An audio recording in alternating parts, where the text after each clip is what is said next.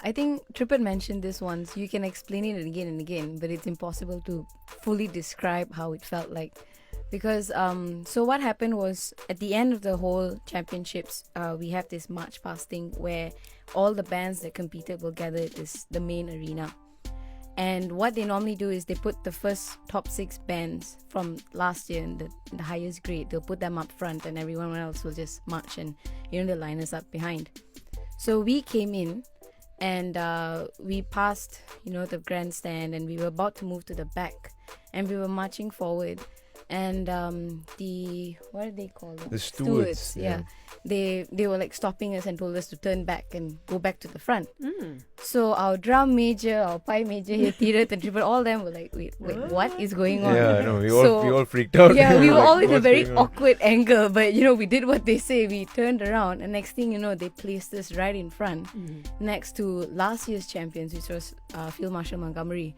And everyone, from then on, everyone's like, oh my God, we're at the World Pipe Band Championships and we're right next to them. So it was incredible. That feeling itself, just by standing there, was already, could be overwhelming for some. Yeah, it's like being a, I said this yesterday as well, it's like being a rock fan and standing, in a line with AC/DC, Led Zeppelin and all your, you just lose it. You just lose it. And the kids there that were with us were just, they, before we could even stop the band, they had their phones out recording, so standing in the front rows. They don't think, they just shout. You're making too much noise. You gotta turn it down. Really? I can't turn it down. There's no volume. Of course not. Yeah. So they don't find it soothing, like they can pretend they're in, Sometimes Edinburgh it can be. It depends who's playing though. Yeah.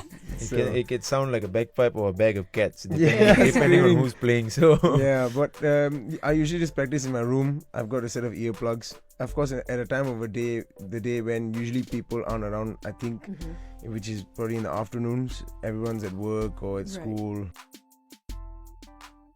There's that whole TV show, I can't remember what it's called, but it's about why, there's that whole scene that everybody always shares, why isn't America the greatest country in the world anymore?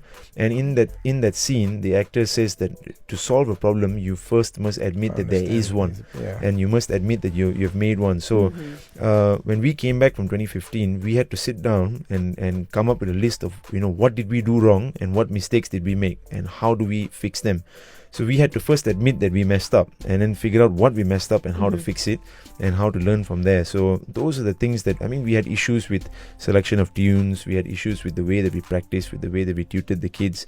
So we first had to put all of that out on the table, admit that we made those mistakes, then come up with solutions as a team. So that's what we did.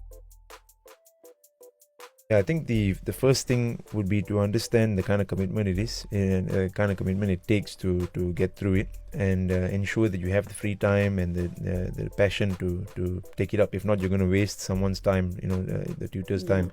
And the second would be to understand the financial strain that it's going to bring onto yourself and the family, because unlike any other instrument, becoming part of a pipe band is a very expensive process. So unless you have someone that's going to support you, or a band, like in our band, we give the kids everything for free because we try to get sponsors and get parents to help, other people, the temples, sometimes support the band. So if you're going into it alone, then you have to understand that a good set of bagpipes can cost up to 7,000-8,000 ringgit, and that's just the initial capital. You also have to then keep them, maintained. You have to keep buying new things to supplement the bagpipe. It's the same with the drums. So the discipline, the financial side of it, and the most important is the passion. I think you have to really love the bagpipes to push into this field.